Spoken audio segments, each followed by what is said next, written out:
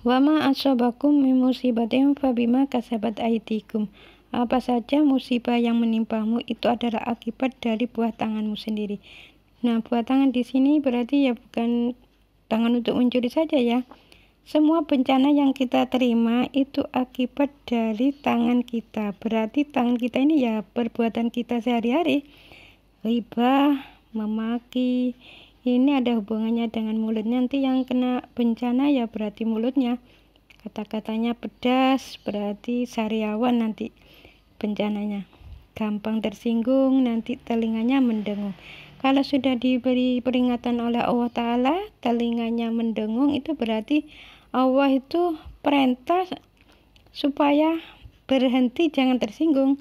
Kok masih tetap dilakukan, tersinggung terus, lama-lama telinga yang mendengung ini ya bisa tidak mendengar.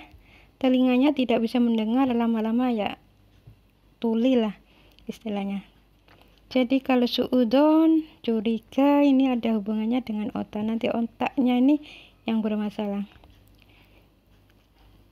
Jadi kalau ada orang mengatakan kalau tersinggung itu ada hubungannya dengan telinga, oh enggak, ini kata dokter telinga berdengung ini katanya bengkak.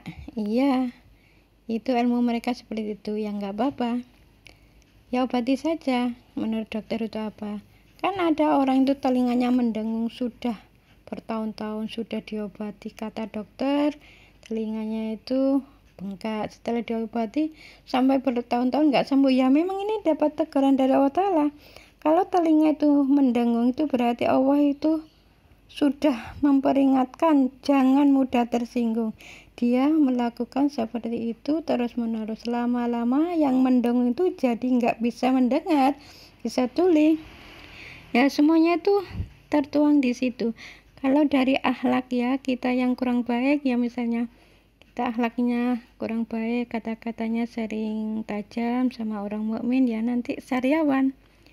Itu bencananya. Jadi cara kita mengobatinya ya, kalau memang dari akhlak ya kita harus memperbaiki akhlak, membalik istilahnya. Yang dulunya ghibah ya jangan, yang dulunya sering memaki ya jangan memaki.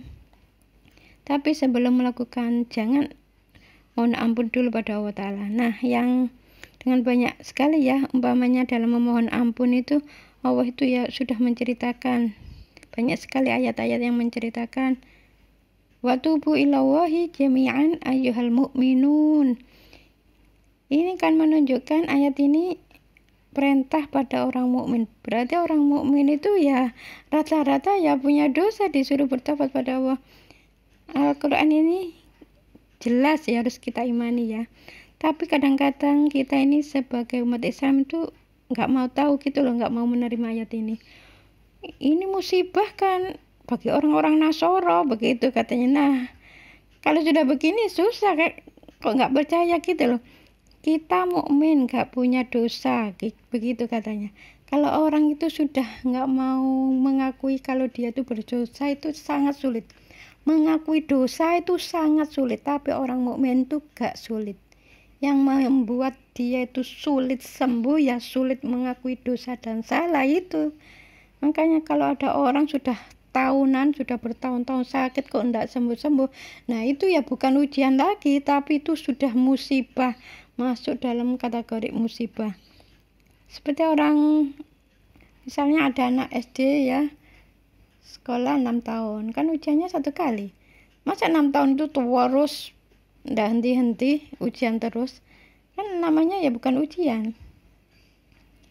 Ujian besar itu 1 atau 2 kali dalam setahun, itu ada keterangannya dalam surat At-Taubah.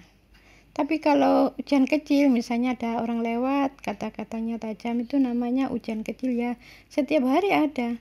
Tapi ujian besar itu hanya 1 atau 2 kali. Jadi kalau ada orang kena diabetes bertahun-tahun nggak sembuh-sembuh, kolesterol tinggi, stroke, gagal ginjal, jantung bocor nggak sembuh-sembuh bertahun-tahun, ya itu bukan tergolong ujian lagi, itu sudah musibah. Jadi cara mengetahui itu musibah atau ujian ya kalau ujian besar seperti itu ya hanya 1 atau 2 kali dalam setahunnya.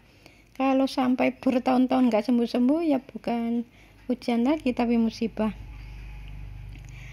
Nah, itulah yang namanya manusia itu nggak lepas dari dosa ya.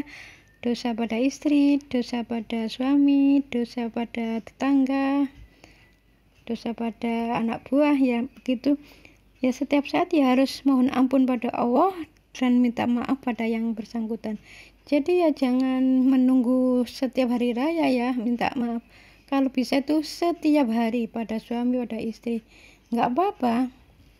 Kalau memang merasa satu harian ini nggak berbuat salah ya nggak usah minta maaf. Kalau hampir setiap hari ya hampir setiap hari minta maaf. Jadi minta maaf setiap hari ini sebetulnya ya nggak apa-apa kalau memang setiap hari melakukan. Kalau tidak melakukan ya jangan setiap hari minta maaf, nggak melakukan. Jadi itulah yang namanya dosa itu harus ditobati. Jadi dalam kondisi seperti itu yang tidak baik itu jangan sampai dilakukan ya. Kalau sudah terus-menerus dilakukan, sudah terakumulasi ya nanti baru Allah itu menurunkan malaikatnya. Si A itu telinganya buat dia mendengung terus karena dia tuh sering tersinggung. Nah, setiap organ tubuh kita itu ada yang jaga yaitu malaikatnya Allah. Malaikat Allah ini dapat perintah dari Allah Ta'ala, ada yang jaga mata, ada yang jaga telinga. Jadi matanya ini kalau dibuat maksiat tidak secepatnya bertobat ya nanti yang sakit matanya.